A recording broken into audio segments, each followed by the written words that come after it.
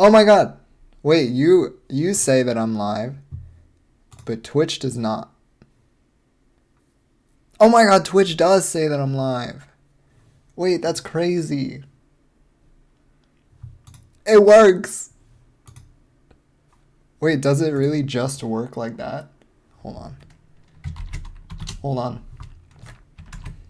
We gotta actually go to the websites.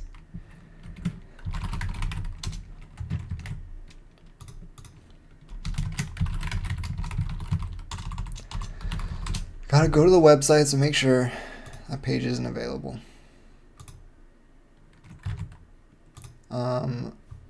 It is. I think it is working. Oh my god. Okay. Okay, fantastic. Wonderful. We can start. Okay, hello. If the name wasn't obvious, my name's Dominic. This is my attempt to stream the process of making a game because I am apparently incapable of focusing on my own time. So this will, instead of going to like a real place where I can be held accountable by real people, I will do it virtually instead and be held accountable by virtual people that don't exist yet, which is good. I tried this, not streaming, recording, a year or so ago, and it was reasonably effective, but I stopped a year ago. So how effective could it really have been? Oh, I'm nervous. I'm nervous. I've never streamed before. I'm streaming in 2 places on my first time. Okay. So let's just get to it. I had an idea. I don't know if looking at the camera makes you uncomfortable. Sometimes it makes me uncomfortable. So I will spare you the eye contact. I had an idea about a movement shooter game. And yeah, you can see, okay. And it's sort of, hold on. We can, nope. Well, I'll just make a new layer. Yeah, just open a new browser. That works. Okay. I don't know how to rename a layer. Can I not just click on it? There we go. Okay, here's the idea. It's a movement shooter, but okay. Where is my text? Okay, it's a movement shooter, but it's in Melee. Forgive the dead air, by the way. I don't have music. I was thinking about getting a playlist together, but I don't know how long I'm going to be streaming, so I decided not to. So you're just going to have to deal with it. Movement shooter. There's a couple reasons why I want to do this. I've worked on designing a couple of other games over the past 2 months, and they're all not really personal, or how do I say it? Most of it is not mechanical skill. And I think those are the types of games that I enjoy the most. Some of the games I enjoy the most, Titanfall movement is really fun.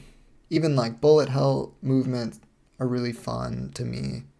When I played Team Fortress 2, I was most of the time just playing jump maps on Soldier. The movement is, and that mechanical practice is what is really engaging to me for video games.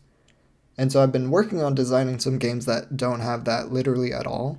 One of them is a card game. One of them is a analog to power washing sim. It's not even really a game. It's more of a meditative experience almost.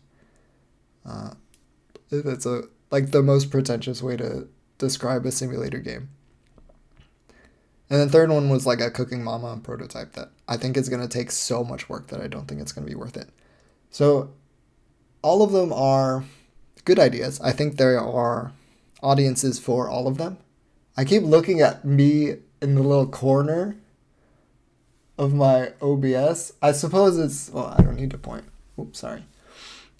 Instead of looking at you. I don't know if I should look at the camera. But all of these games that I described have like a really big content mountain.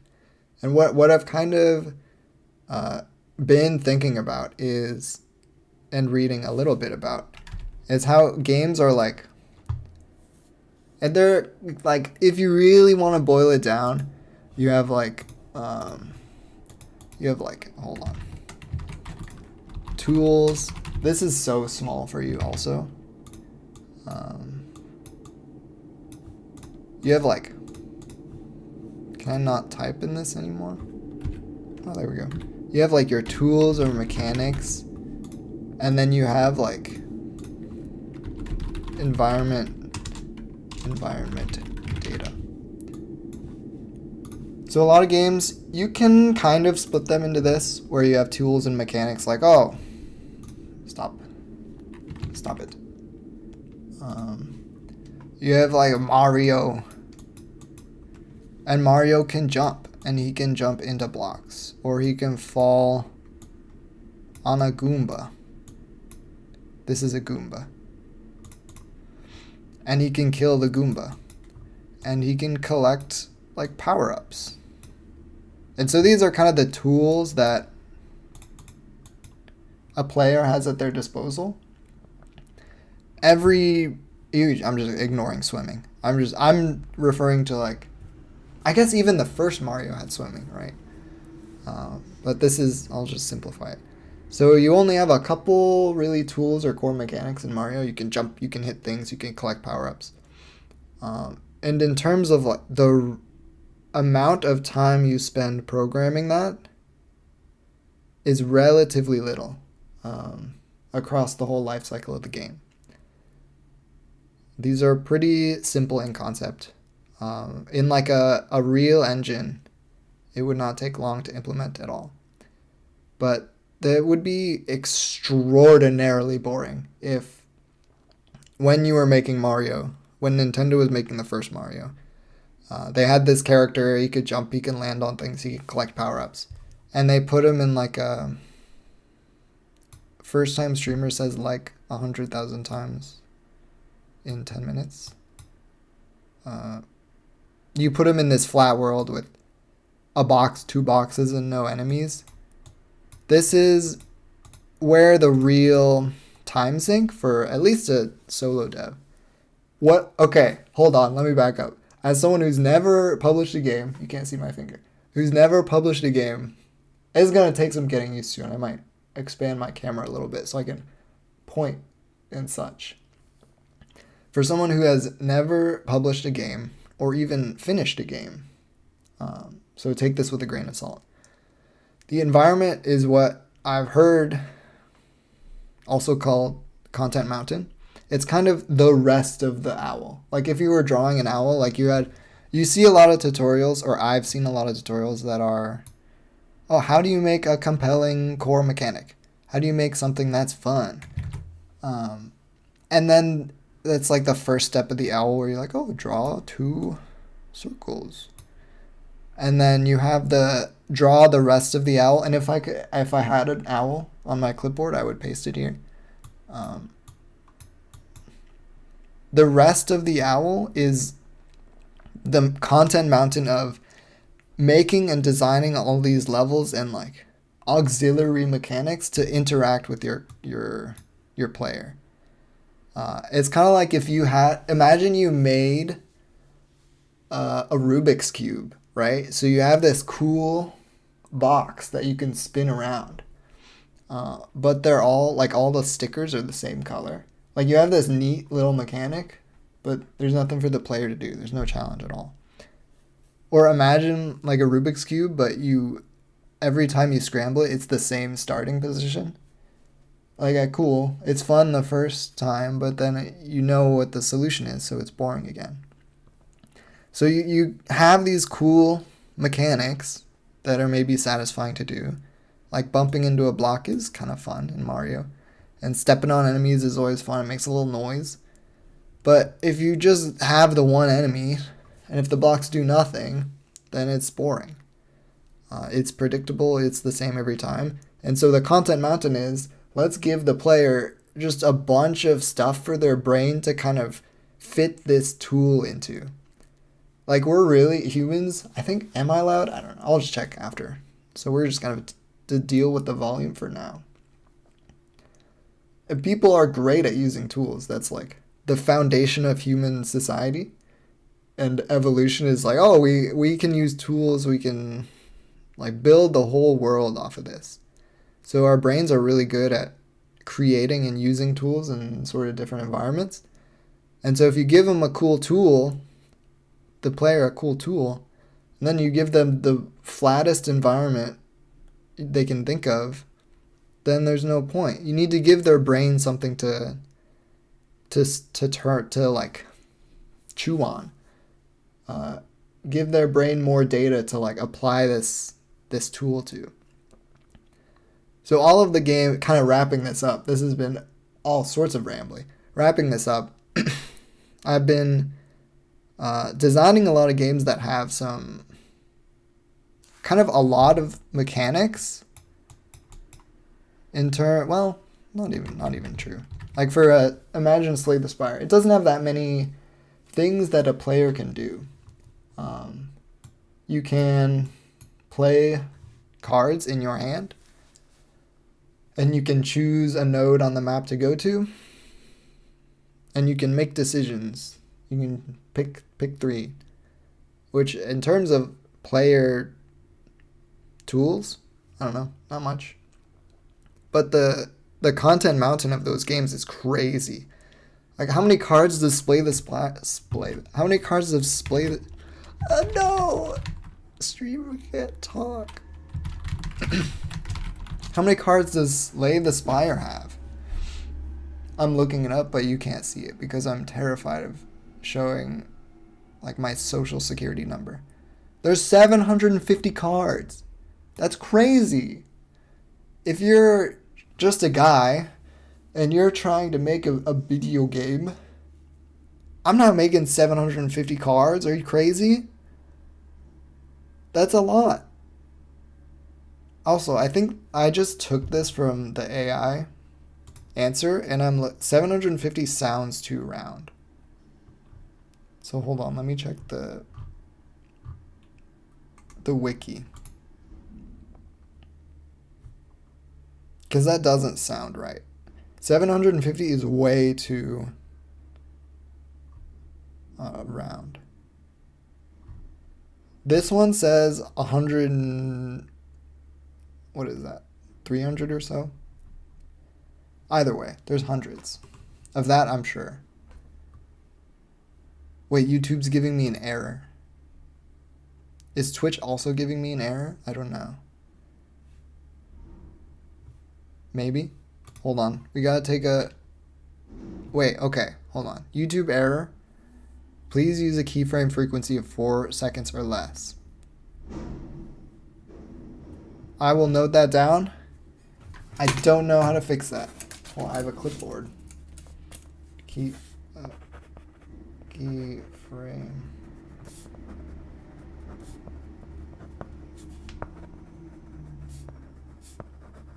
It doesn't say that it's like stream breaking, so I'm assuming that it's still working.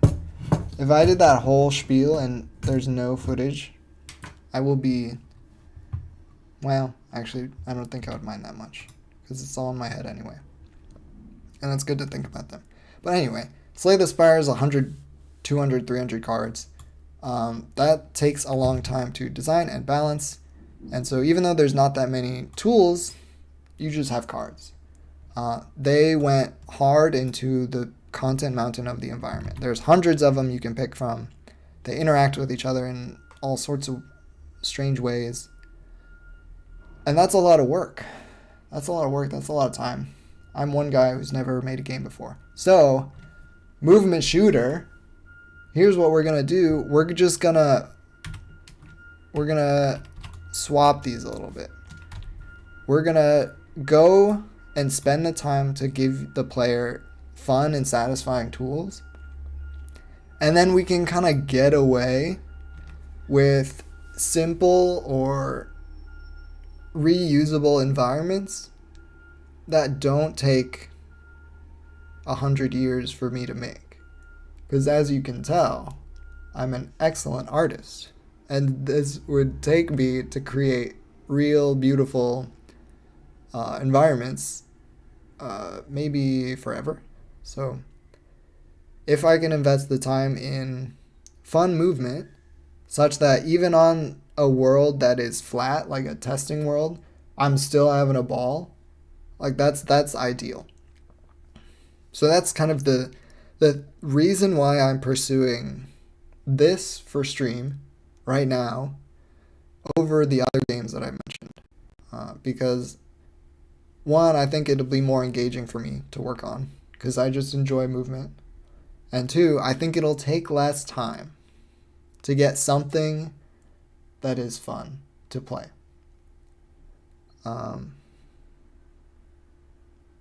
Yeah, okay. Let's talk about it then. But first, let's put these... Are there folders in this? Oop, there are. Okay, we'll put... What are you? You're the drawing. Okay. Perfect. Okay, get a new layer, please. Don't know what I just did. I'm drawing somewhere. I put it in a folder. Okay. Okay. Hold on. Quick break. I need to actually see if YouTube is working. It looks like it's working. Twitch, I don't know. Twitch's stream preview is all sorts of whack. I think I need to actually look. Oh, whoops. My microphone cable just started typing on my keyboard, which was not enjoyable. Am I still live on Twitch? It does suck that I have to manage this, I think. It is working! Oh my god. Okay. Right? Hold on. Hold on. We can test. I can do this.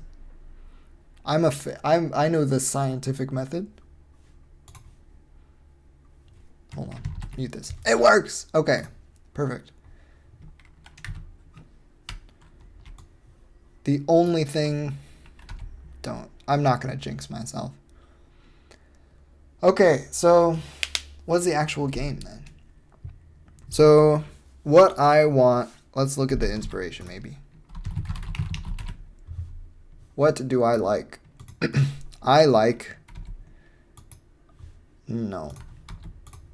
single player game. One, because it's easier to make. This is so large. Okay.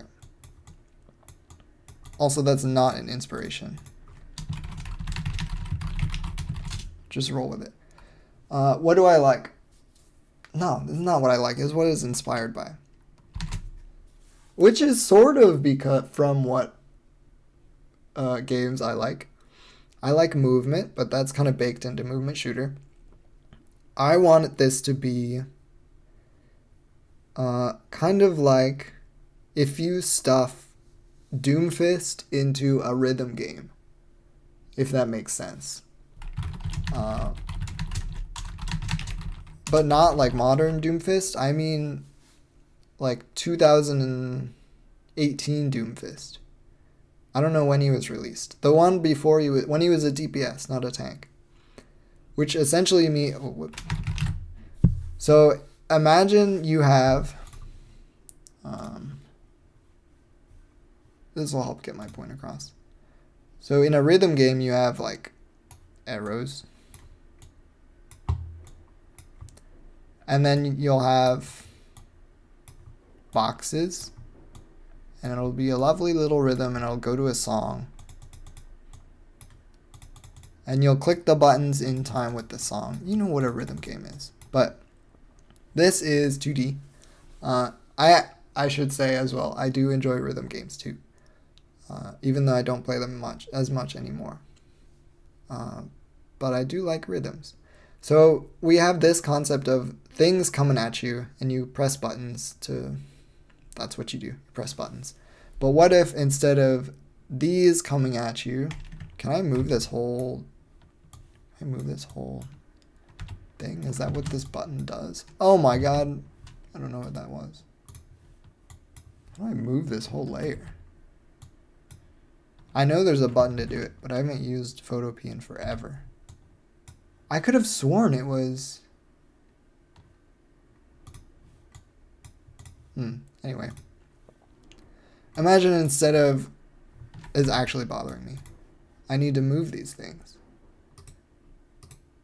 Quick break to learn how to use software. I probably have 100 hours in this. That's not what I wanted. That's also not what I wanted. Okay, I guess that works. I don't really know where I wanted to move it. Instead of having the blocks coming to you and you just time the button press. What? Okay.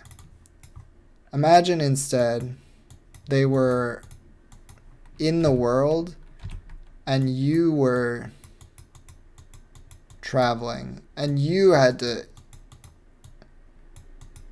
hit the box and you had to chain them together. So the next kind of thought is, well, how would this... why would you ever do this? Like, what's the motivation here?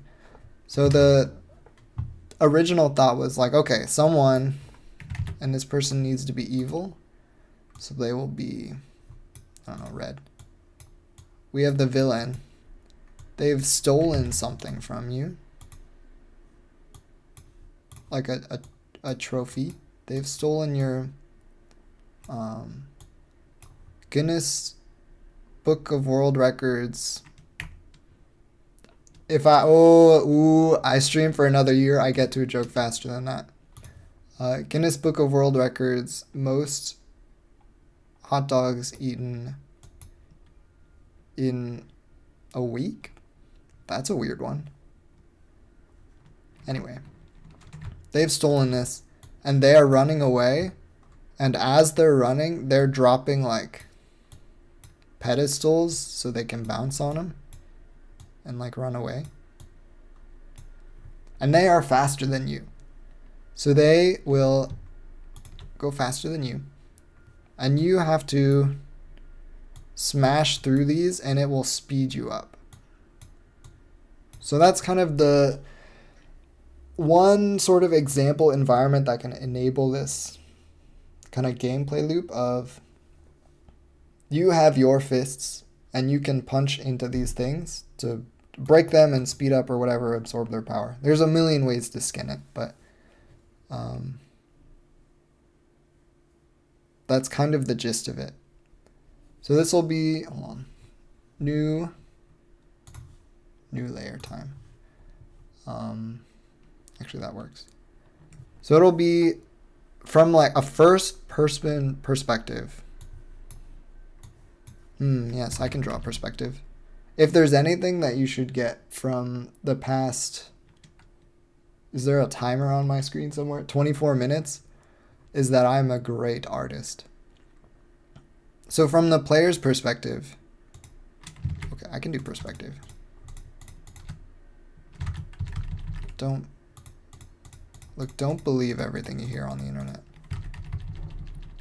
I can do, hold on, they get closer together the farther away they are.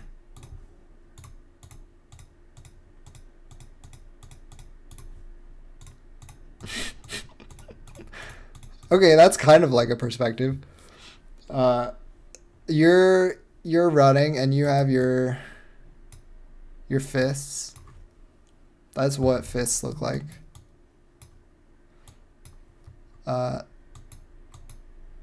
You have 4 fingers, just like I think. I guess it doesn't really matter. Also, you have 5 fingers, but just don't think about it too hard. And you see, you're running, because that's what you can do. You can run, and you see these. Oh, look at that perspective! Oh my God! You look at it! Look at it! Okay. And then these are sitting on the ground. Some of them.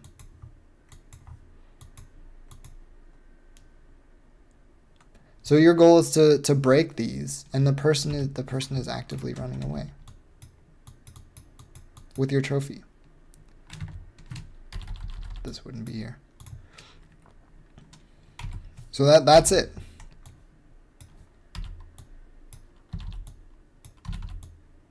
Look at that! The line gets smaller as it gets farther away. Okay. So that's kind of the abstract of what I wanted to do. This is kind of a simpler view of it, but I don't think there should be a single route you can take. It would be so easy to drop more kind of objects for the player to interact with. Even if they're the same cube that you can punch into and break and speed up. Like, it doesn't really matter that there be a bunch of different types of cubes, but I think that will come up. Well, of course that will come up. Okay, so let's make a folder. I'll call it abstract, I don't know. And then you'll put this in there, put this in there, and then you'll put both of these in there. You can see this, right? Okay, kind of. Wonderful. Okay. And then you just need a new layer. I'll get faster. Maybe. So it's all sort of vague, right? And this is where kind of game design meets, like, I don't know. There's no way to say it, and if I were recording locally, I would just like stop the recording here and try that part again. But I'm not, so we continue. That kind of vague idea is really, it's like crack to your brain. It feels like you have a fantastic idea. That alone, what I just talked about, is enough for your brain to believe. Like, oh, I have a beautiful, oh, it sounds so fun. But it's your brain doing so much filling in the gaps. What I just described is not, like, there's no substance there. There's no, like, you couldn't just implement that because we didn't talk about really anything. It was mostly just themes of it.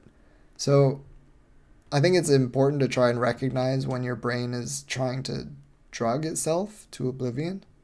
And realize that your vague ideas are vague. So let's try and make these more specific. What can the player do? Player mechanics. Okay. So we know this is going to be fist-centric. I wanna move this. Can I do that? Can I move you? How do I do that? Oh, it's because this auto select. Can you even see this checkbox? You can. Okay. That was ruining things for me. Okay. What can the player do? This is where you have to start thinking. And by you, I mean me. Because I want to not have 1,000 controls. I think a lot, well, not a lot. Some games that I've played that are like really movement centric, they kind of stuff a lot of controls in your face. Like some games have like a grapple and then there's a slide and then you can crouch but you can also slide, and sometimes there's separate controls, which is kind of crazy. And you can sprint. There's a button to sprint in a movement game. A button, because why wouldn't, that's annoying to me, but that's a whole nother can of worms. Why you would ever walk in a game like that? So why would you give a player the option? You make them press another button for it. Anyway, and then a lot of movement shooters are shooters. right? So they will have different guns. They will have rocket launchers, which are always fun, and I will always be biased towards, but they'll have 100 different guns. They will do 100 different things. This is all exaggeration, right? So I wanted to kind of model these movement mechanics after like Super Mario 64. In the way that there's only really like 2 or 3 buttons that you can push. Guy who hasn't played Super Mario 64 in 15 years. Yeah, I know how that game works. Hold on. Just a quick Google to make sure I'm not spreading misinformation on my first stream, which I'm sure I've already done. Okay, I'm reading this from AI, so it's not my fault if it's wrong. But it is my fault for platforming it. Yeah, you can move, you can jump, and you can punch. And then the kind of variety comes from... Where'd my thing go? Variety comes from state-dependent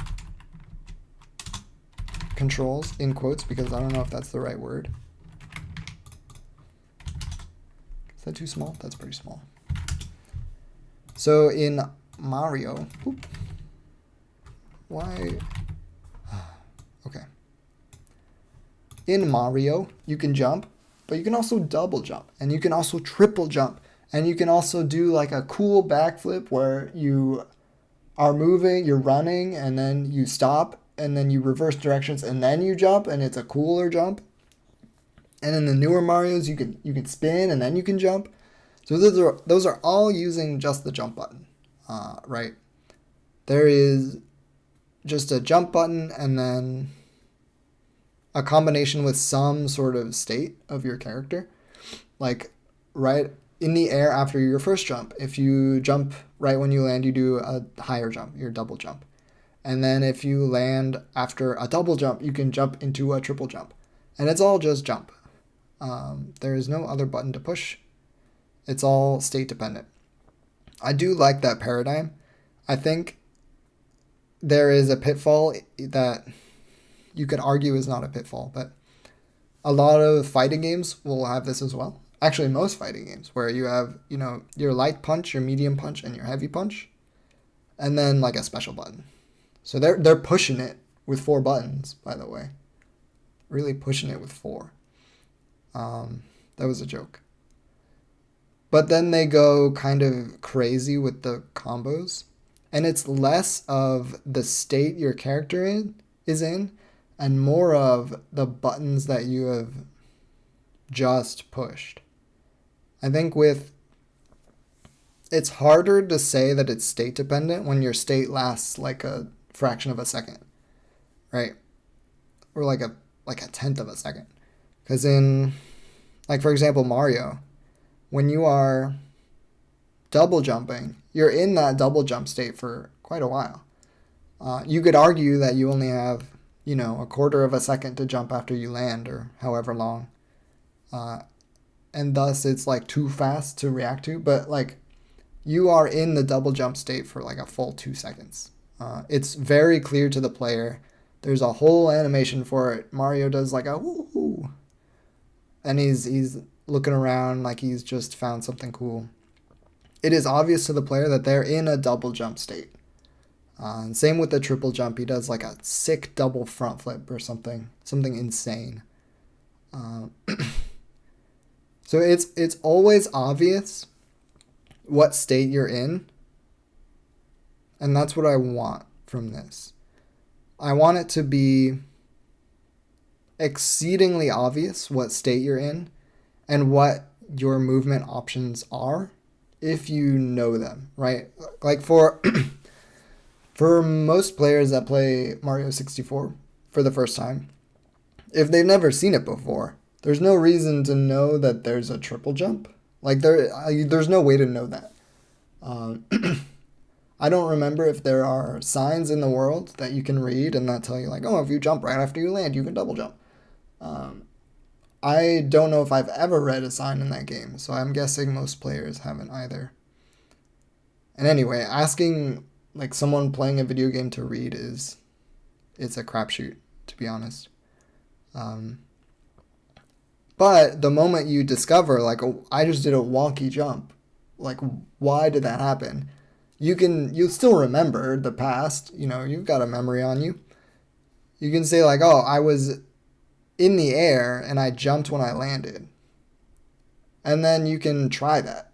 And you just jump and you jump again. And then it does a double jump. And you're like, oh my God, that's so sick. I can do that with the same button. And then you stumble into it on a triple jump. And you're like, dude, he's got a freaking third one.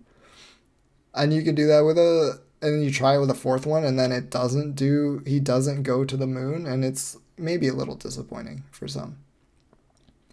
But the state is obvious. If you're trying to do that in a fighting game, like there's a reason they put all of the combos in a menu somewhere. Because it's an enormous ask for a player to not only discover those on their own, but to remember them on their own. Anyway, that's what I want. I want few controls, so probably just a left and a right click, or a 2-button, and a jump. And then variety in what those 2 buttons do depending on your state. So that's like kind of a lot said that says exactly nothing about this game. So let's talk about this game. So we've already talked about how there will be... I need you to stop that. There will be stuff in the world that you can punch into to break and speed you up, but that doesn't really mean much. So what that actually... Oh, that's what I wanted. Okay. What I actually want is for the player to have... I think doing it from a first person would probably be... Drawing this from first person is probably easier. So you have your 2 fists, and they will be rectangles forever. Your thumb is on the inside. I know it's easy to forget where your thumb is sometimes, but it's on the inside. And then there are 3 of these. Yeah. Having a camera on is really funny because I just looked down at my fist to see how many fingers I had there. So what I want is when you click a button, you punch. Easy enough, right? And then for a little bit after you punch the first time, if you punch again, it'll be with your other hand. And these are a little different. So the variety is from...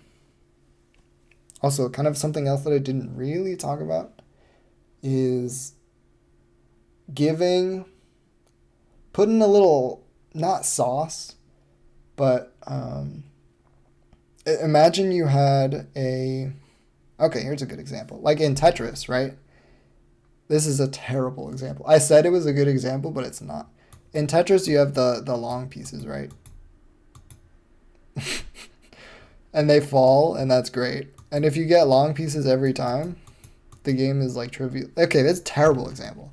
What I wanted to justify is your right punch will have a little bit of a different hitbox and knockback direction than your left punch.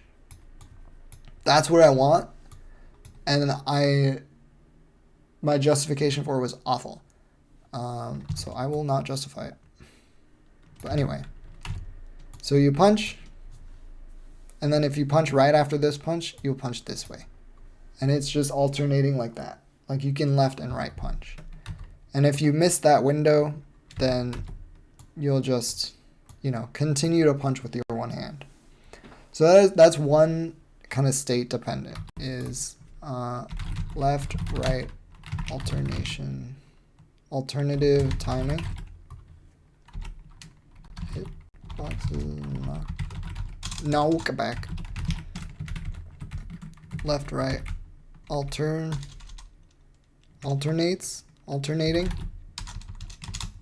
We'll just say alternating Okay, that's one. Okay, so they will do a little different things. And these are in, check, okay. These are in your primary attack, I guess we can call it, which is going to be punch. Okay, wonderful. And then we will put you here. Okay. I'm going to run out of space to draw, which is unfortunate, but that's a problem for future me, and by future me, I mean like 5 minutes from now. Okay. So that's one thing. You can punch right, and if you completely reset, you punch right again. Completely reset, you punch right. If you punch again, or maybe we'll buffer it a little bit, you can left, right. And that'll give you some of those, some variety, and maybe some different opportunities in how we build levels to make that useful. Okay, and then another thing is holding down the button. This is a great one. In just about every good platformer, every good character controller, especially 2D, will let you jump higher if you hold the button down. You jump if you just press the button, and then if you hold the button, you go higher. It's pretty simple, but it gives like a lot of room for the player to adjust that the designer doesn't really have to program for you, right? Or the game programmer, I suppose. Like, they give you a range to operate in rather than just giving you like a one valued movement. So that's what we're going to do with punch. We're going to give you, like, this is where Doomfist comes in, by the way. You punch, you hold punch. Your camera, this is a camera. Oh, look at that. It's beautiful. So this is your fists. When you're holding punch, camera will drop a little bit.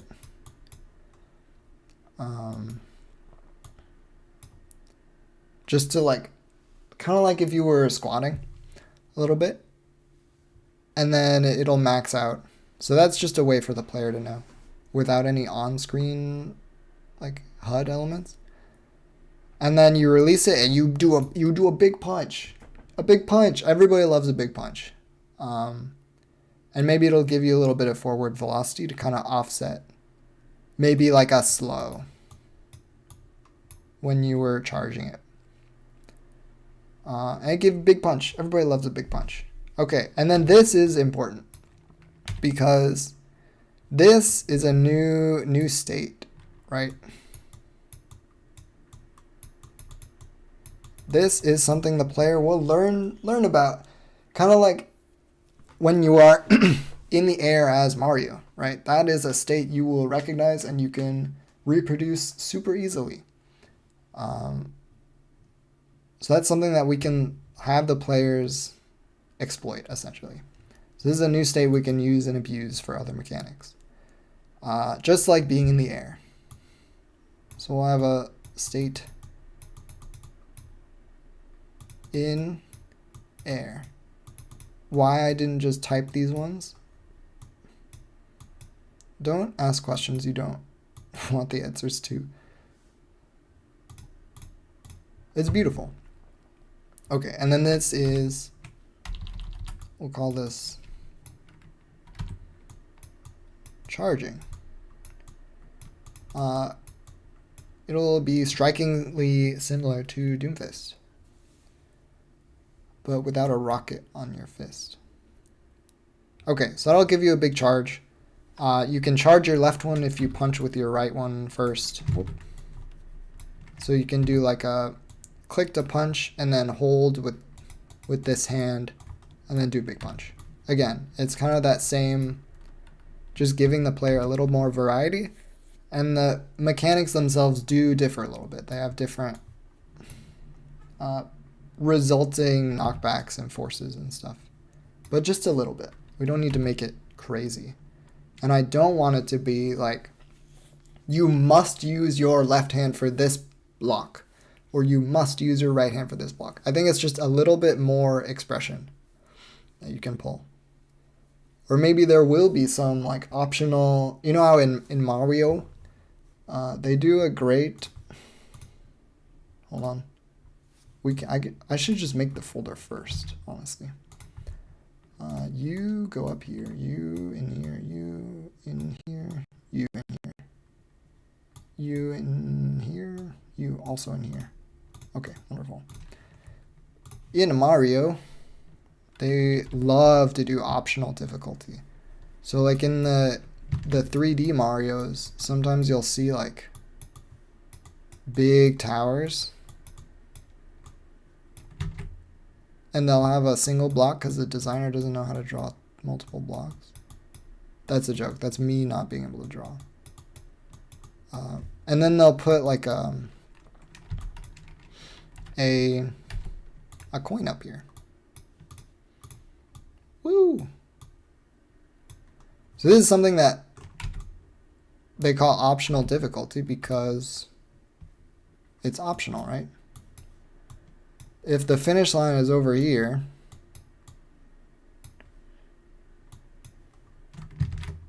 everyone, that's a finish line. Don't think about it. And maybe there's like a invisible block here. Once again, struggling with perspective. The player doesn't need this coin, right? If it's too hard, then, you know, whatever. They can see it.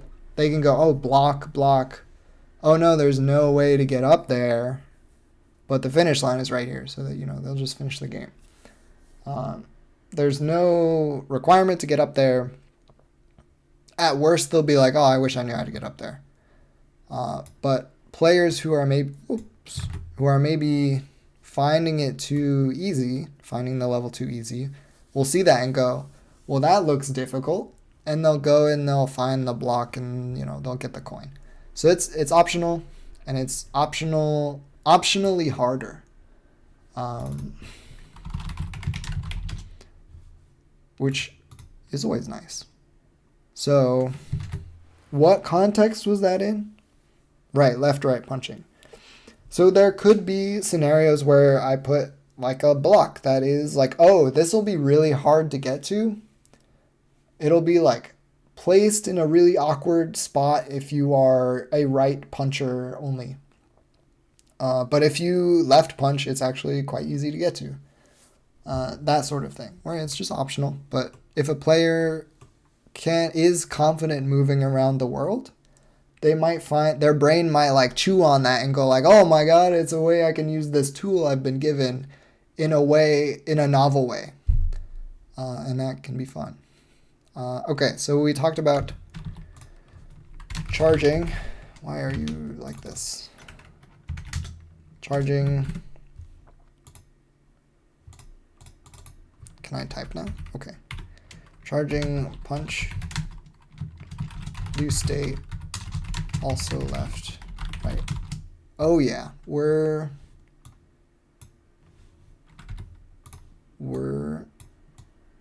crunching. Oh my god. What is that? What are you? What? Why does this grab everything? Okay. I guess that's cool. Okay. Let's see, what else was there? I have thought about this. It took me maybe like a full day to get my stream setup working. So I did have some time to think about this. And I will have some more time because I need to use the bathroom. So we'll see if my microphone works. Okay, I think it does work.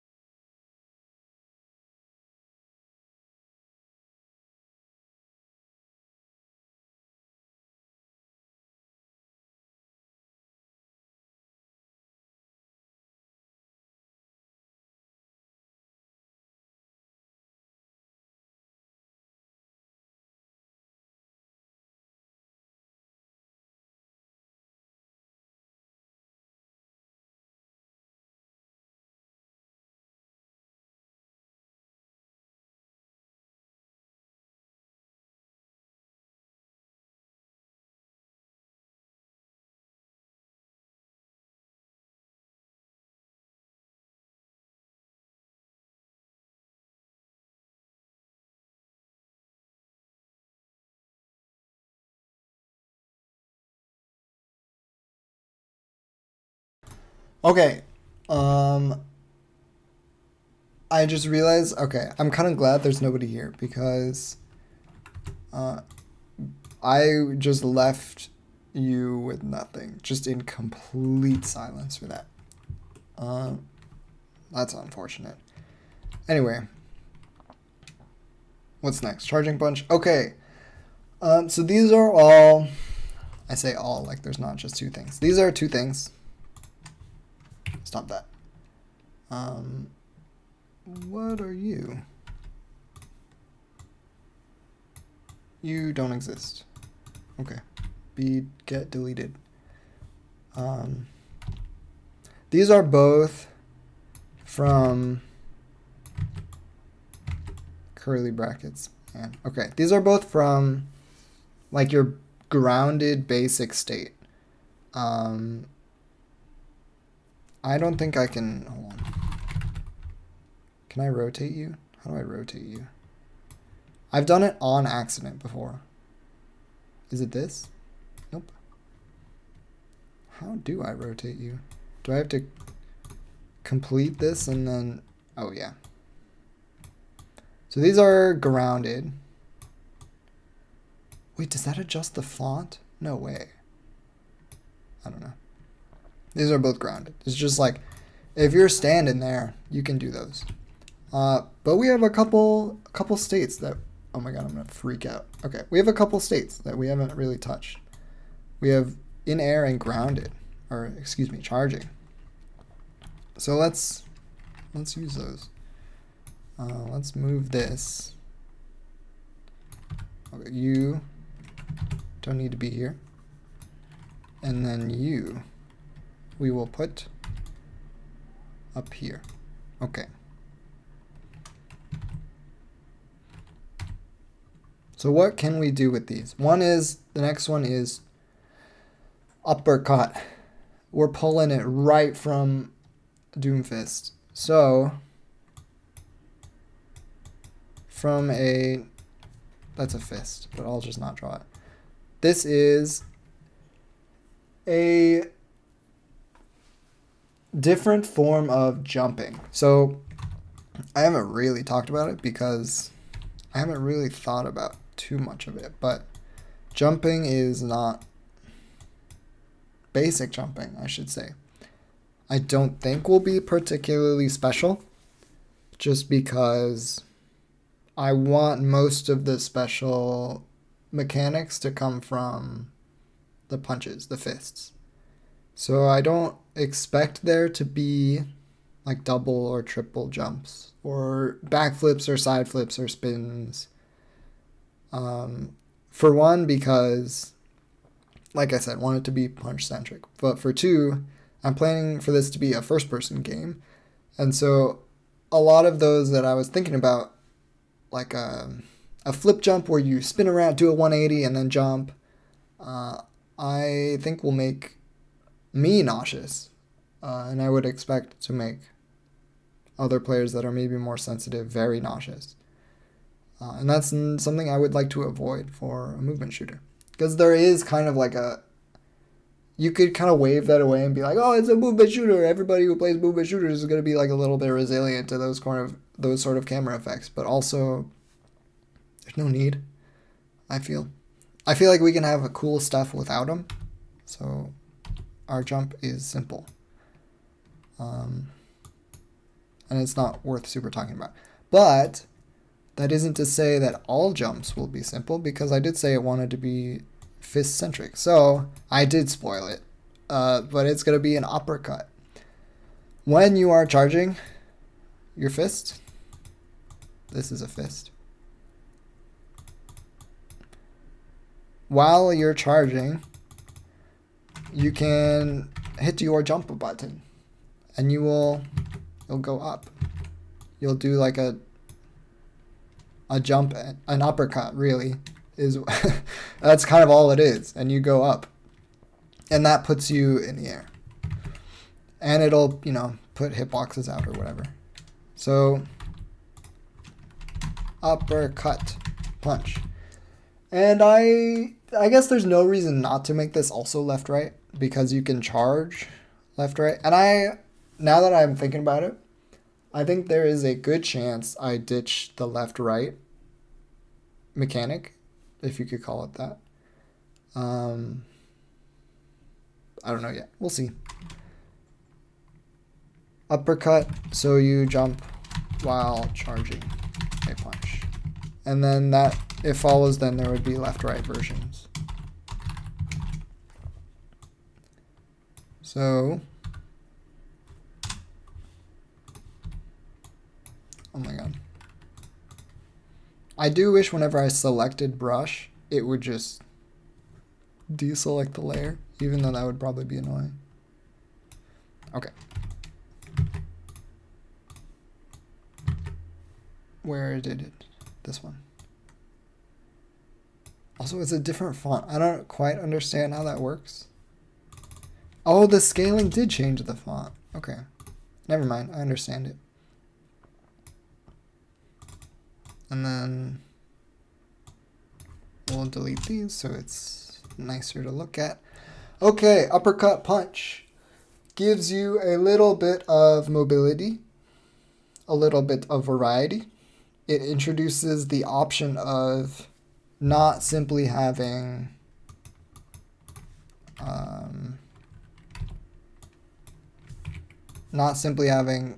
grounded obstacles, but also aerial obstacles. Woo! Maybe we'll make them spheres.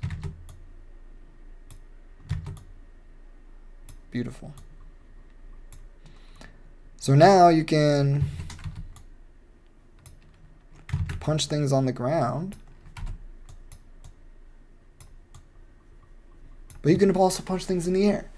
So there's a whole new, whoops, I just reorganized items on my taskbar. Hold on. Okay, and now it's there forever. Okay, we're good. So it gives you some more options. And it also gives the designers, which is me, more room for new enemy types, like new levels.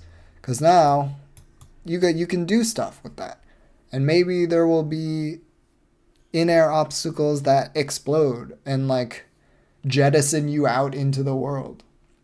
Maybe there will be like bubbles that you have to punch that then float off into the distance and like, I don't know, concuss an enemy or something. I don't know.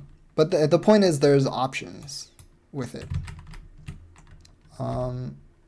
So that is, I think, all I wanted for uppercut for now.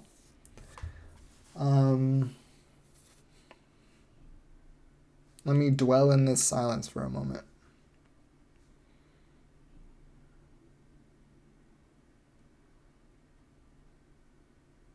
Man, this would be, I was nervous starting to stream, but it is nice that there's no viewers.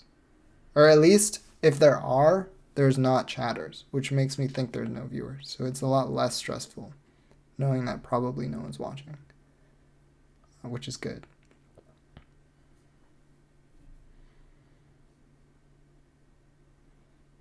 Okay, I don't think there's anything I really wanted out of uppercut punch that I haven't talked about.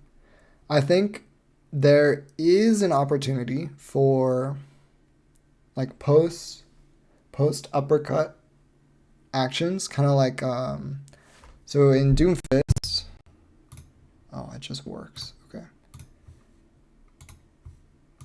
We're gonna do some layers for Overwatch, the old Doomfist. When you uppercut, it put you in a state where you were like kind of falling, but not really falling. Where there were, you know, obviously hitboxes here to punch someone. And if you did punch someone, hold on, you should go. You need to extend down. If you did punch someone, they would go up with you. which I think we'll keep. I mean, it's only natural, right? Because that's like, where'd it go? Like if you were going to uppercut, like, what? Oh, I have the wrong layer selected. If you're going to uppercut this, it'll just move up. I think that's fine. I think I will keep that. But what it also, oh my God. What it also did was put you in this state when you were in the air where you could essentially, you were sort of falling, but not really. You were falling, you were gliding almost for a little bit. And you could land and do damage. So you could like click and then it would shoot you down and you would land and you'd do like a little, like,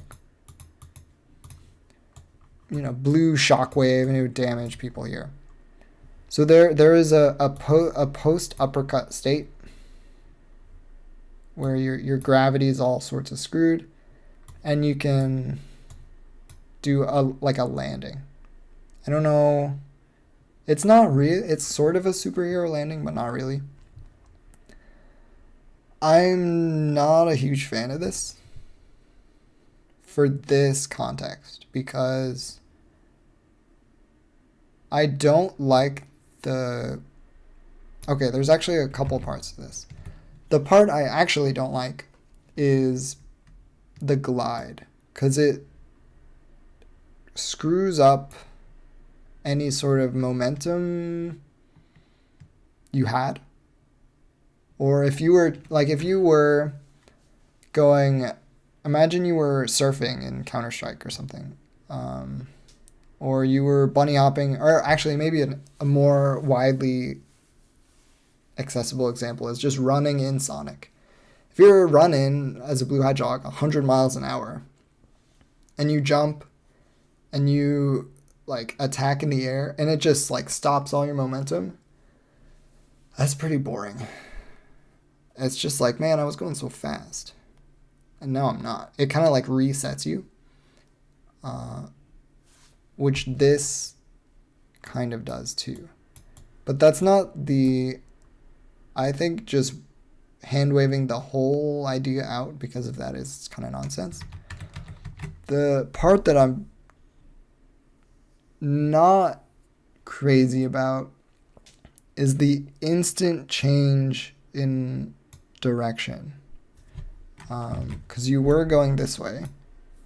And normal physics would have you, continue that. But you kind of, at your discretion, cut that off. And it's like an instant change. Which I'm not sure how I feel about. I know a lot of movement games do this.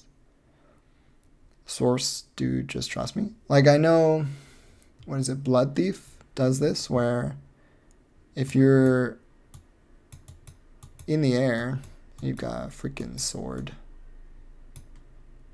You can, I think, crouch maybe. There's like a ground slam. Ground slams are not new.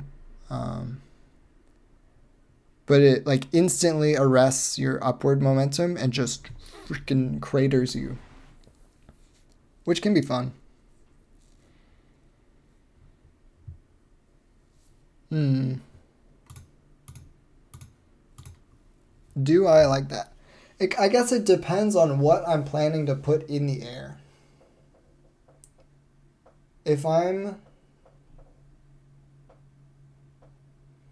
Why not is another question. Why not? Because it's another button. Because I don't actually have a crouch button yet. Or a slide. I wasn't planning on there being a slide because I want it to be all punch related. Oh my god, I look normal now. Most of the time I have to sit really close to my camera. Because it's on top of my monitor. And if you couldn't tell by my glasses, I stay unhealthily close to my monitor. I also might be quiet, but... Okay. We'll put it as a question mark. I think this will continue to kind of evolve as... I sound like I'm in a meeting. I think I'll learn more about what I want for the player experience as we talk about this.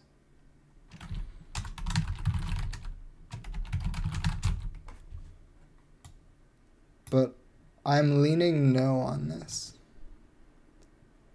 I think the bias comes from Source games where, like rocket jumping, when you're in the air, like, sorry, brother. Like, you're in the air. There's nothing you can do. You can strafe in the air, and that's about it. You got a freaking rocket launcher. You need a surface. You need a surface to change direction. Well, depends on how you feel about strafing. Air strafing.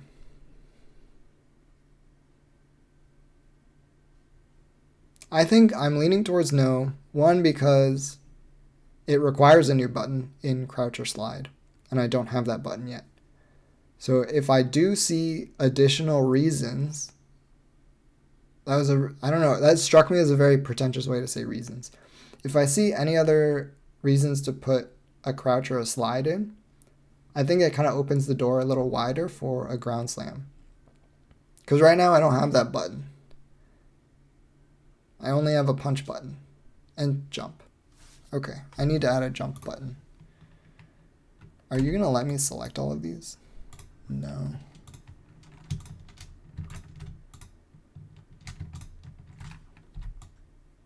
Oh, wow. That's okay.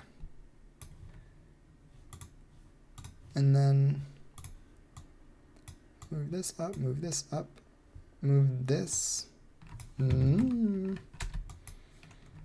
this down. Okay. Oh my god, what is that? Edit bookmark. Jump.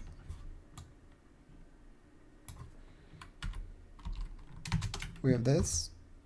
So we have a jump button. We have a primary attack button. Okay, and then we can move this a little bit. Also, running out of space. I could just increase the size of the canvas. That would be smart. That would be so smart. Or I could just like...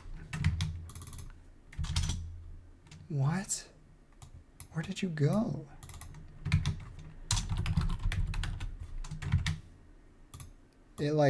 It doesn't rotate it properly.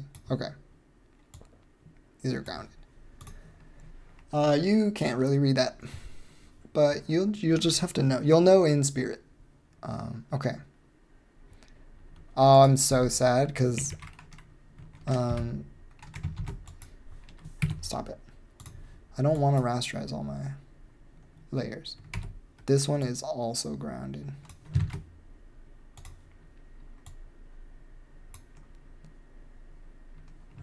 Just these. Okay, what's next?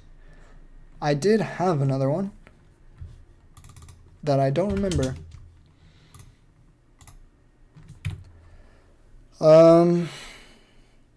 Look.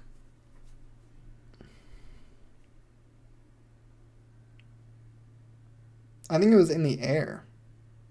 I wish I had written it down. No, I'm pretty sure it was in the air. Okay, hold on. We're going to delete you because I don't know what you are. And then we're going to, so we have, what do we have? We currently have nothing in the air. Okay, another helpful angle to take is like, we have two buttons right now. Which, Oh, I remember. Oh, it's all rushing back into my head. Okay. We have nothing else. Not true. We'll do that first. There's like a dependency triangle in my head of what to talk about. It's like, oh, I can't talk about this because I haven't talked about the prerequisite yet. And then, oh, I can't talk about the prerequisite because that one also has a prerequisite. But it's a freaking cycle. Like they depend on each other. At least my brain thinks that.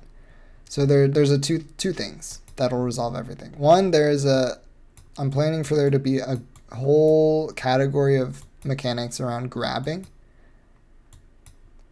Grab/dive. This will just be secondary. Don't tell me to type this because I'm going to erase it. And then I wanted to talk about, okay. So so this is why I was screwed. Because right now we have 2 buttons. And I wanted to say, well, a good exercise to do is maybe we can look at the states we're in and see what each button press would do in each state. So like if you're in the air, let's look at each button press. Jump. Well, you jump to get there, and I don't really want to put a double jump. Okay, primary attack. Okay, we have a like a mid-air punch.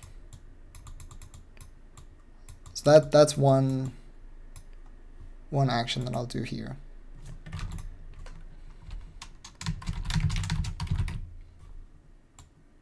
It's like a down air, kind of. An aerial, that's what it's called.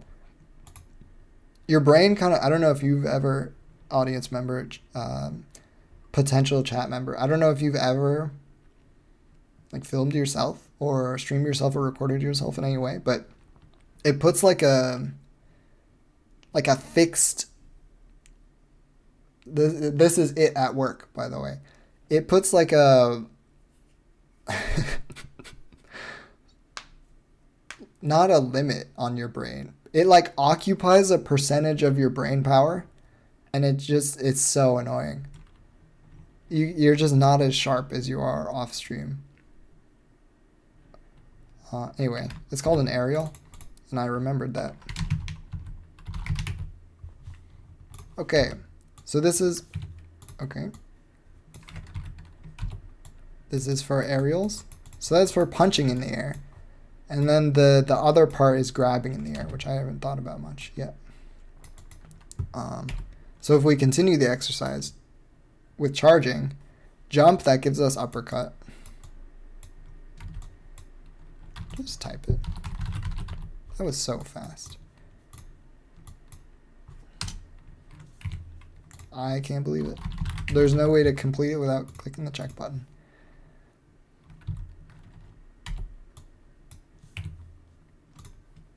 I can tell I'm losing it. I'm losing my wits. Because I lost the thread of this conversation. So we're just going to talk about... I don't actually know what grabbing while you're charging would do yet. I don't know. But that's another interesting one, right? So we'll find out when we get there. Is there a way to actually delete you? Oh. We can erase this. Erase this. Okay, let's talk about aerials first. Just because that's what's already typed there. So when you're in the air, you can punch as normal. Probably. Yeah. Yeah, why not? But I want there to be like a down punch specifically. Like if you are, how do you draw someone looking down? I guess you have to do it like this. If you're in the air looking down, you're falling because of course.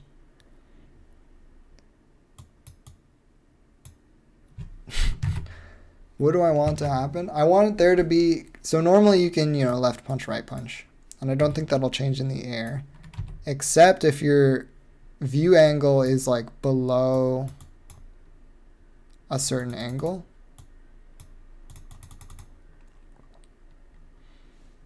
And then you do like a special like a Donkey Kong down slam. So maybe that's where we'll put ground slams. Not as a press this button, crater to the ground, do an AoE, but more of if you are falling and you're about to hit the ground and you do the down slam, then it will do the AoE.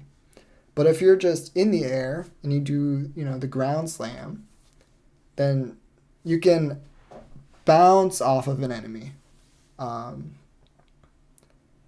it's effectively like if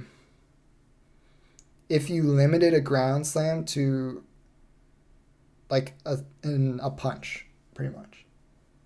So I may have phrased it in the worst way possible, and my voice is starting to die. So I think volume is still okay. It's just a punch, but you use both fists. You have to be looking down. And there are some special interactions when you hit things.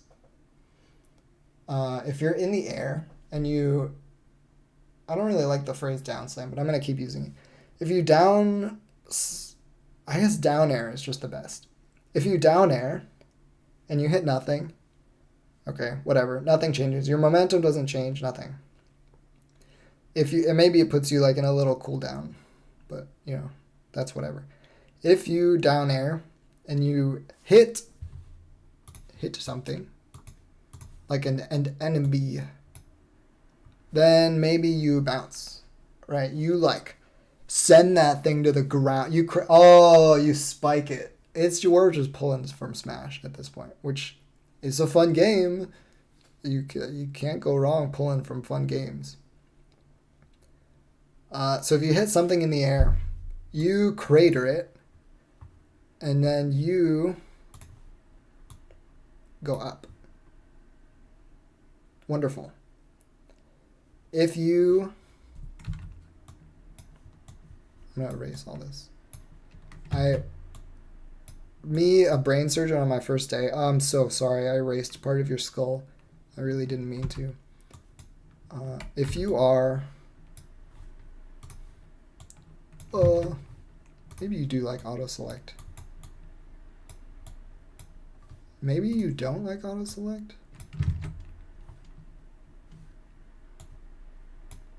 If you are falling...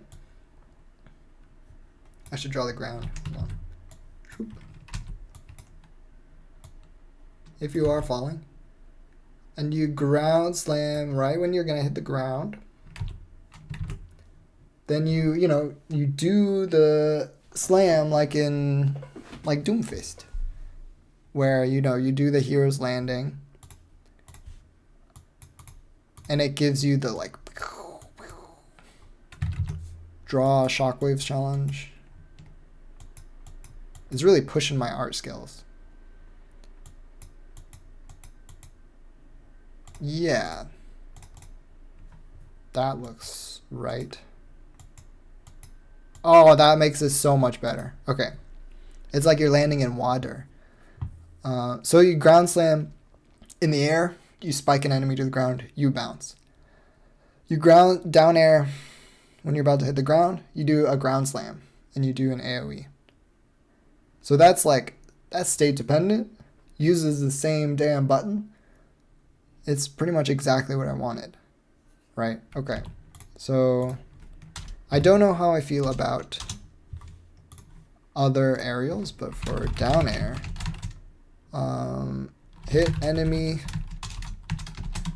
spike, you bounce. Okay. Hit ground, ground slam. No, I'm running out of space. Okay.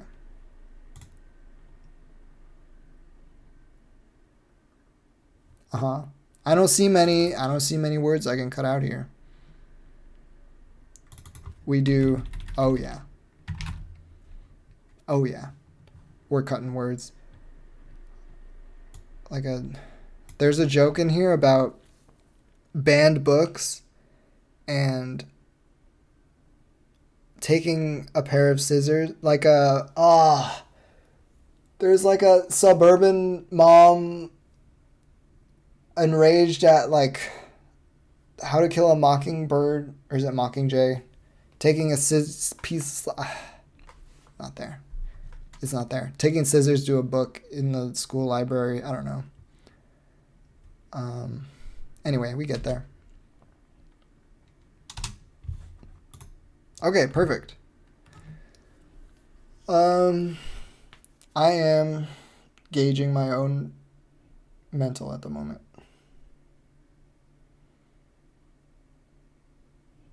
Can I continue and should I continue? Kind of hungry. Let's think about other aerials and then it will be done for today. And then I will continue. I don't know. Maybe never. Who knows? What other aerials? Okay, well, I mean, that's kind of like a weird question because there's just other directions. Like if you are looking up, if you're in the air for some reason looking up, I'm method acting. and you punch. What is like an expectation? What kind of circumstances would you be in if you are in the air looking up? Let's see. You could be falling, looking up at something like an enemy you missed.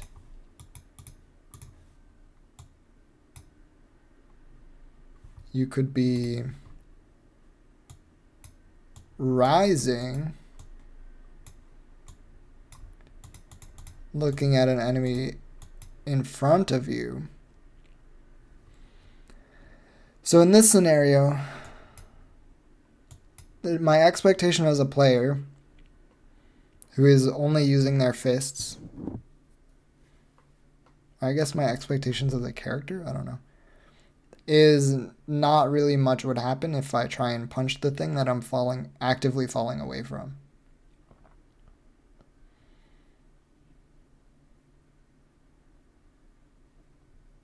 I mean, even going towards it, I almost think you just keep the normal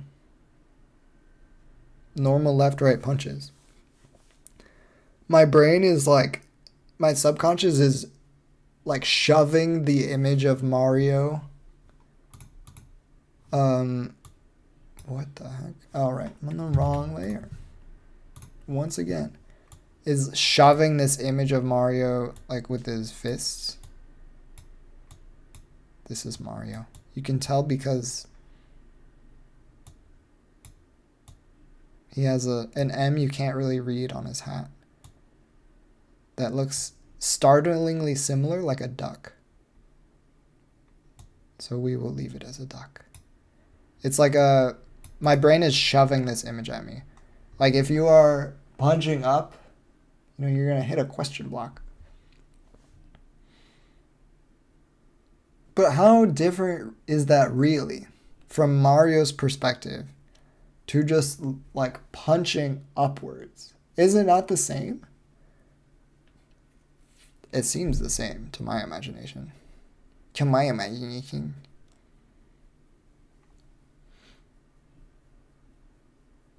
I don't really know what special you could do.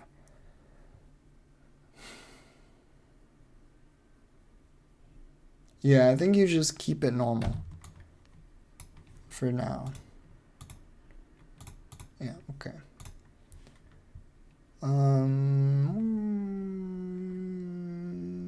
Aerials. Oh, we just need a new one. Other directions. Same as. Oh my god, a chat message. Hello. I am planning to use Godot, yeah. Today, probably not. Just design today. because first stream, it'll be short. But I have some other projects that I have character controllers for that I can just transplant and try and make it work. Same as normal. Punches. Okay, aerials I think is okay. So if you are, and I don't know how new you are, but I'll give you like the elevator pitch to this. I am essentially trying to shove Doomfist into a rhythm game and make it first person and a movement shooter, but also melee. And that's it, really. And I'm just trying to outline player mechanics for now. And mostly to see if the stream works. Yeah. Combos? Sort of. It depends on what kind of combos you're talking about. In the like fighting game combos where it's like, button combinations, not really. I'm planning for there to be as few controls as possible, but every kind of, I guess it's kind of just pulling from the slide, if you could call this a slide, which is just state dependent. Like if you're on the ground, you can do a couple things. If you're in the air, you can do a couple things. Most of the variety comes from your state and then what kind of objects in the environment are around you. So if there's like, three little blocks, 3 enemies right in a row, you could, in some sense say it's like, this is a combo, you punch through this one with your right fist, you punch through this one with your left fist, and then you punch with this one, and then maybe there's a thing you have to uppercut. Not explicit combos, no. The combos will come from how the levels are laid out and how you can kind of interact with them. But yeah, we're kind of finishing up on what you can do with just punching with the states that we have. We only have 2 states at the moment, 3 states technically. You could be just standing on the ground, like you usually do. You can be in the air, whether you are jumping or maybe you just uppercut, or maybe you have just fallen to your death. I don't know. You can be charging up a punch, in which case you could, do a big punch, or you can press the jump button and that'll put you into your uppercut. So yeah, we're kind of at the end of the road with what we can do with a jump button, a punch button, and that's it. That's all you can do. So we need another button. We need another button because we're running out of things to do. So this is where I got to when I was thinking about this yesterday, and I did not come to a conclusion on what I wanted for it. Because it is,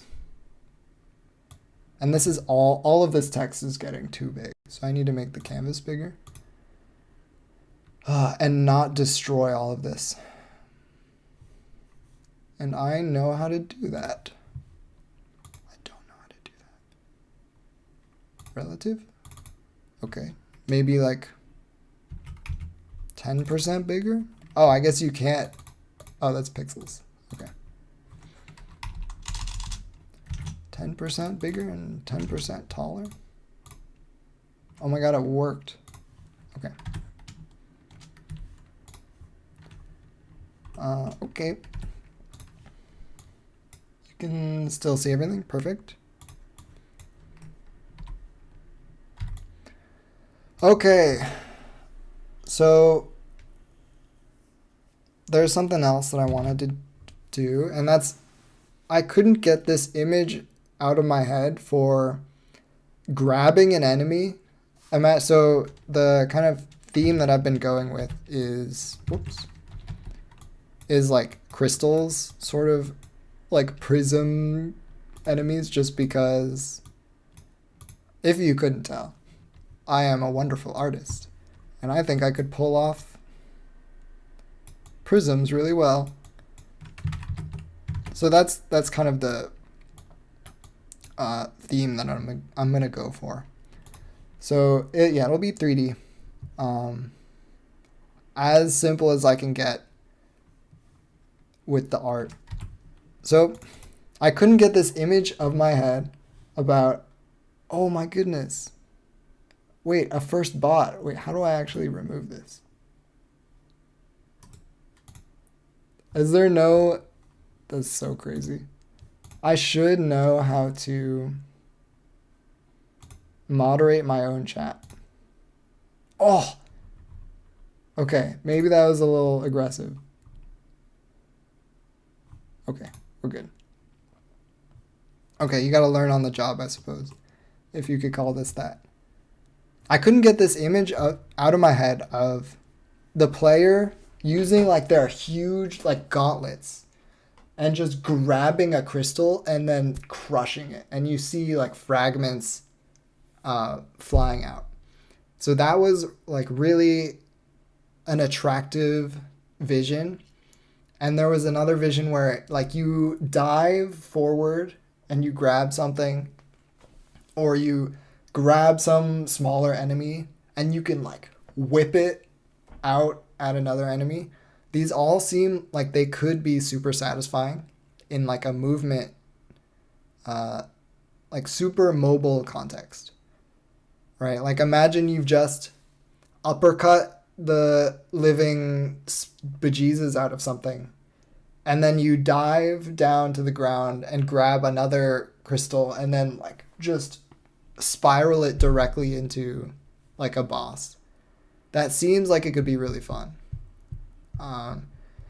The reason I led off with I don't really know what I'm doing is because I'm not sure how to do both dive and grab. These are somewhat similar. You can imagine like in Super Mario 64, when you dive, there's like a couple places. But when you dive, you can grab an enemy if you run into them. That's where this kind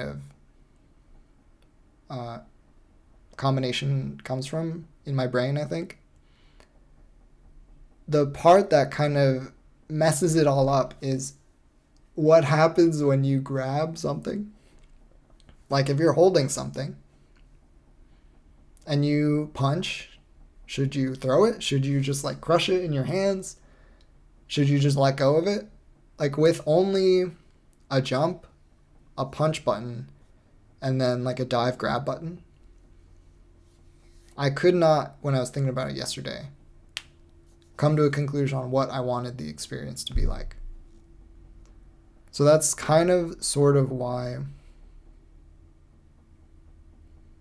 well, I guess we just talk about it. Okay.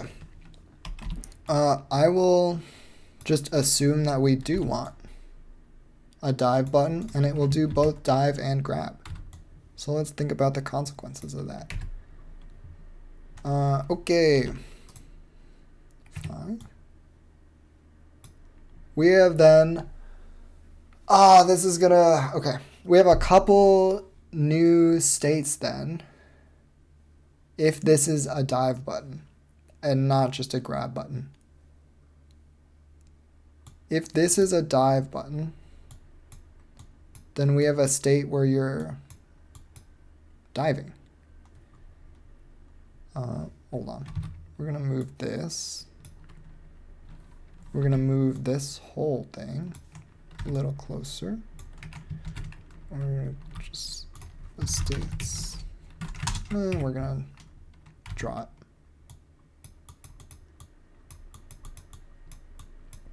Okay. And then we have diving. So this is just ripping straight from Mario 64. Yeah, it's sort of legible. So this is something you would do when you're grounded, running on the ground, or in the air. No, no, I want to keep it. Oh, I don't know. I don't know. Okay, let's think about it both ways. I know I want it grounded, so let's talk about it grounded first. Okay, whoops. All right, that's gone forever. When you are on the ground, you dive. And if you dive, apologies for no music, and I'm kind of rambly. I am 2 hours or so, an hour and a half in.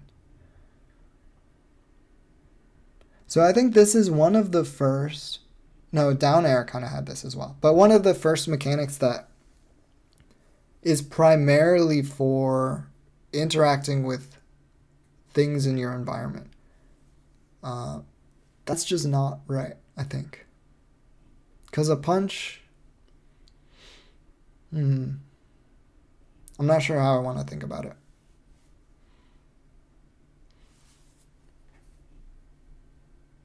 I think let's go with just pulling straight from Mario 64 first and see where we can make it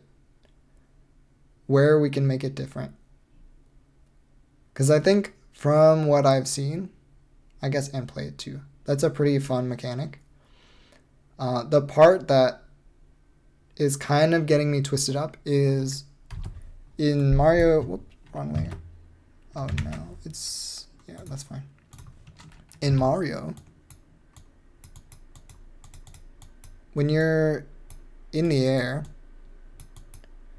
you can click dive and it'll like immediately, maybe not immediately, but it will like shove you forward.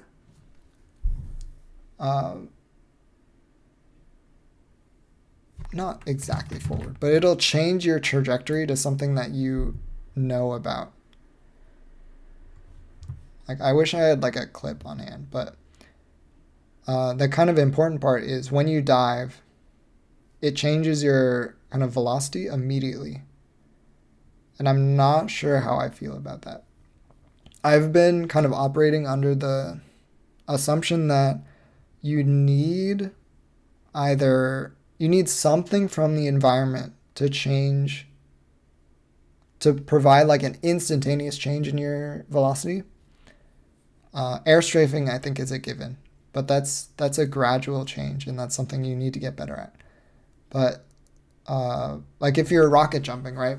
When you're in the air, you have pretty much nothing you can do to change your velocity like instantly. And that's something that's, I think, nice. So I don't know how a dive would work midair for this game. Like if you were putting a dive into Team Fortress 2, for example, how would that work? And would that feel normal?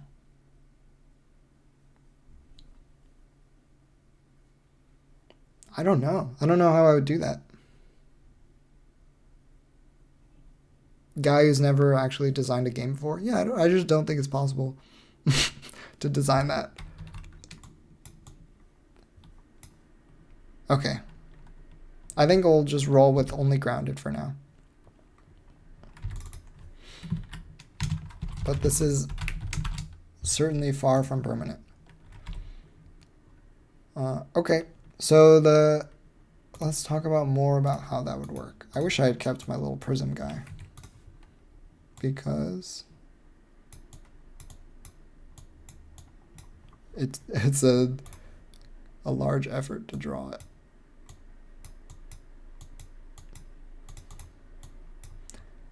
If you dive for something, what does that do for you? Why would you ever dive for something when you could simply punch it? You would dive for something because it gives you something that punching doesn't. Or it gives you an opportunity that punching doesn't. Or it benefits you in some way that punching doesn't. Velocity change? It could, yeah. Like when you're grounded, maybe that would be nice. Like if you're, hold on. Let's take an overhead look at it really quick. Yeah. If you are running really fast, straightforward, well, I guess it depends on how you move when you change your camera, right? In a lot of first-person games, even if you're going fast, if you're grounded, you can change. Well, this is kind of, I want an overhead. Hold on. This is overhead, sort of. If you're moving this way and you're grounded, they need arms. They're running. You can just look like to the left or right, and you'll change directions instantly. I wonder how it would feel if that wasn't the case, where if you were going fast enough, and maybe I'll draw their camera view in like gray or something. If you're moving fast enough and you change your camera view, I wonder how it would feel if you like slid instead. So if you are running real fast, kind of like, I don't remember what the game is called. I think it came out, I actually don't know if it's even out. I think it's by like Landfall Games.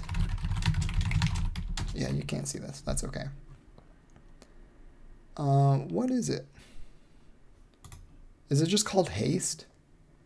It might be. It's kind of like kind of like Sonic, where that's like the most reductive way to ever describe someone's game, I think. Yeah, it's kind of like Sonic, but it's like, oh, can you hear that? Yeah, I think you can. You're running down a hill.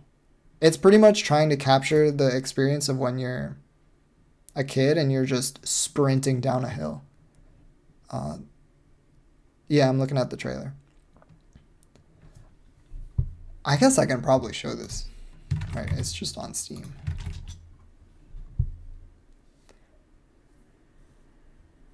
Okay, don't be loud. Yeah, and you're just sprinting down. It doesn't really look like you change your camera that much, and it's also third person. Oh, this is good. Maybe. So this is one of those cases where I think you're going fast enough that being able to turn on a dime would degrade the player experience. Because they design these levels to be like pretty linear. Like even through all these cool biomes. The world itself is like pretty much a straight line. So if you were to be able to like turn like 90 degrees, even on accident, you'd never want to do that. So I wonder if we can do that here. Oh, it's already out? Oh, I didn't know that. Oh my god, it came out like 6 months ago. Okay. I'm not living behind the times.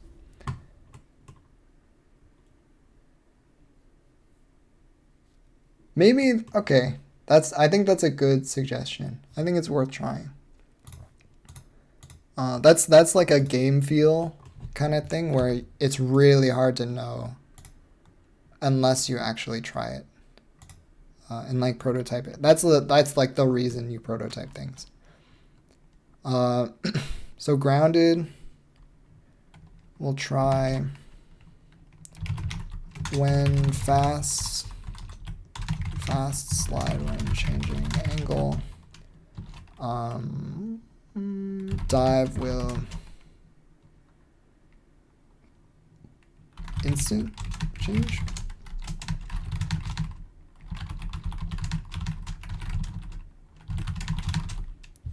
Okay, this is where you can tell I have less confidence about this part of the design, because the moment you start putting like question marks in your core design, it's like, oh, uh-oh.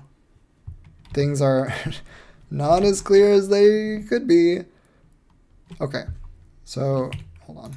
This should just be dive.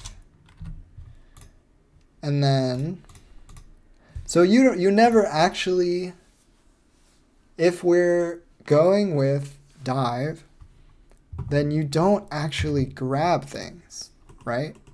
Like as a player, you're not actually grabbing anything. You're just diving, and then your character will just grab something if you run into it. That could be nice. I mean, that's... Oh, what if you're standing still? Oh my god, I didn't even think about it. Grounded and moving. We're just... Oh, this is like directly from Super Mario 64 now.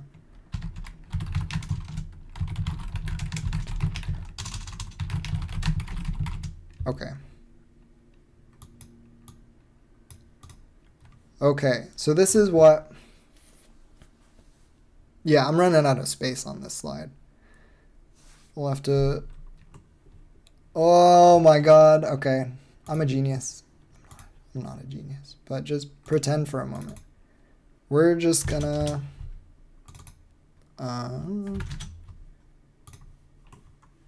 Oh yeah. Oh yeah, we're scrolling. We live in the modern day. Oops. I don't know why that made my layers look all weird, but why did that make my lines look all... Have they always been this? Okay, doesn't matter.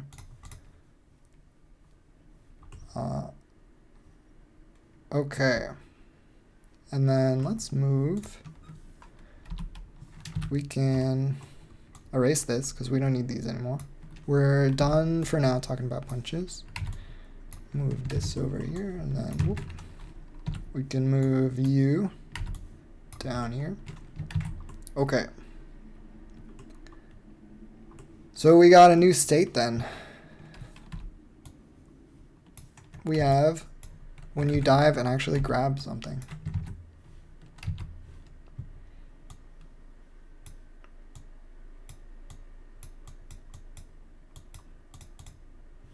And we will do, I don't know. That looks roughly like I want it to. So this one's, I think, a little complicated. I'll put a little asterisk here, because this kind of duplicates every other state. Because you can be holding something while you're diving. You can be holding something potentially while you're charging up. You can be holding something in the air. So this, okay, this is kind of, I led with this earlier, but that was 2 hours ago. So, you know, probably weren't here. One of the earlier topics was the kind of differences between putting your time into tools and mechanics and putting your time into like the big environment that you're supposed to interact with. And the idea behind this game was, okay, I'll spend more time on the tools and mechanics side because I think it'll take less time to have a fun, like mechanically satisfying player experience, even on a world with nothing in it or very few things in it. So it kind of reduces the content requirements for making a fun game. This example was for Mario, where what you can do as Mario in the first Mario game is pretty simple. You know, you can jump into things or on things. And you can collect power-ups, and that's about it. But the reason the game is so compelling is because every level is different. Every level has, unique challenges that I would call them challenges. Challenges that kind of force you to use your tools in specific ways, or maybe in novel ways that you haven't used yet. But if you give the player kind of a deeper tool set, then they can apply. It's like giving them a Swiss Army knife and giving them like a piece of wood. Like if you give someone a flathead screwdriver and a block of wood, I imagine they'll get bored pretty quick. But if you give them like a flathead screwdriver and then like a huge robot, it's like, I can take so much apart here. Look at all these screws I can take apart. And under every panel that I unscrew, there's something new to look at. It's like the alternative is, okay, let's go back to the block of wood, but we'll give them a Swiss Army knife. And they've got a bunch of little tiny tools that they can, combine and use on this dumb block of wood. But we don't have to spend much time making a big robot. We can just give you a block of wood. So that's like the worst abstract view you can think of. And why I think it's kind of okay to put this complexity up front. I will say having to think about what happens in each state now that the player could be holding something. Not only it's worse because one of the things I was thinking about was, what if you could hold small things in one hand and then you could hold big things in two hands? And then you realize that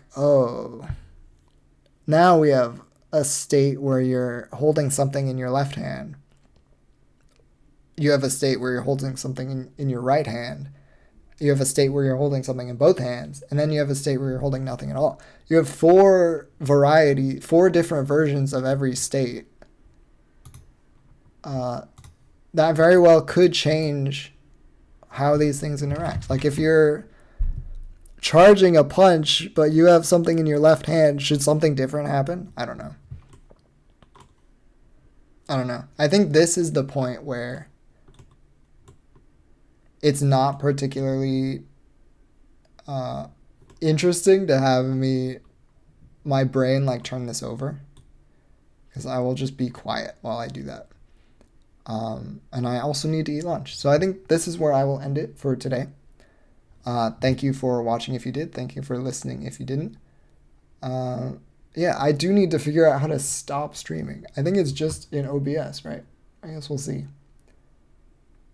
If I figure this out and I review the stream and it looked like the stream VODs and it looks normal, I might stream tomorrow. I don't know. We'll see. Anyway, bye-bye.